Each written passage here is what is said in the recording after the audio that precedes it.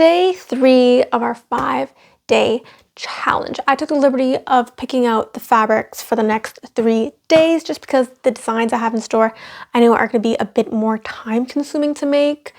And since I only really have late afternoons and evenings to film and then edit these videos, every second counts. That being said, I spent way too much time going through my scrap bin, meaning we only have like an hour or 2 of sunlight left. So let's just jump right into this.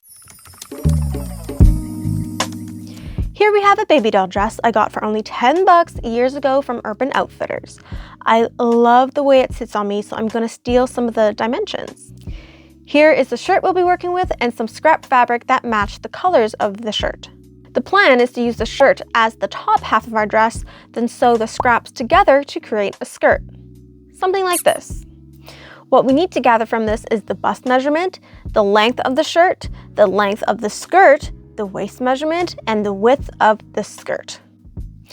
After doing some math, I figured we need to cut out 10 of the 11-inch by 6-inch rectangles for the first tier and 10 9-inch by 11-inch rectangles for the second tier. This would make the panels 50 inches and 80 inches wide, giving us the perfect amount for the gathering. Let's start with the shirt, measuring 12 inches down, adding 1 inch for seam allowance, then marking that spot. This came to be about 3 inches down from the armhole, so I matched that on both sides, then did my best to cut in a straight line. I want to incorporate the rest of the shirt in the dress, so to make the whole thing a bit more cohesive, I cut out 4 rectangles from this, 2 for each tier. From the scrap fabric, I only cut out 2 rectangles each, so there's 1 of each fabric in each tier. Ooh, that's a lot of eaches. Voila, this is what I ended up with. I went ahead and took in the shirt, so it'd be a little closer to the bust measurement we took earlier. Finally, it's time to assemble these damn pieces. I stacked the pieces in the order I want them to appear on the dress, then straight stitched panel after panel, after panel, after panel, after panel, until I got this. Checking to make sure it's to my liking. Then gonna do the same to tier 2. This would make such a cute scarf, not gonna lie, but that's for another time. Some of these fabrics are already starting to fray, so I'm gonna go ahead and charge my phone so I can continue recording and serge all of these edges off camera. Next up, the gathering. Up the stitch length on the machine, pull out a longer piece of thread, then straight stitch all the way down, and again, pulling out some extra thread at the end. Sew a second line the exact same way, but about ½ inch away from the line we just created.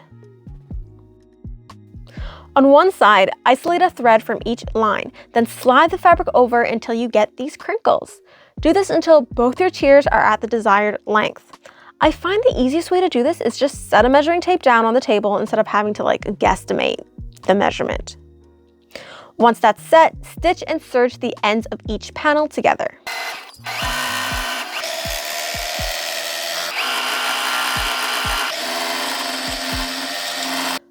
Tendency to attach the wrong sides together, so I like to lay my pieces down exactly how I want them to look. Grab the corresponding sides together, then flip one side over. Pin it together.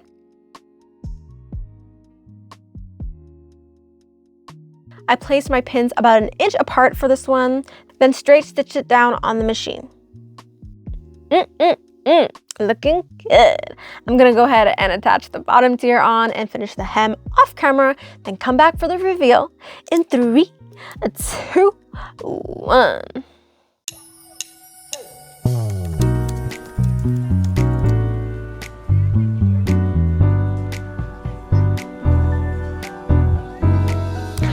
I give this project a rating of 10 out of 10. This has got to be my favorite build so far. It's casual, but also kind of fancy with all the shiny bits and the different textures going on. It's just perfectly complicated. I see myself wearing this everywhere, especially during Halloween season. Please. You'll definitely be catching me outside everywhere in this. It's another ASMR outro.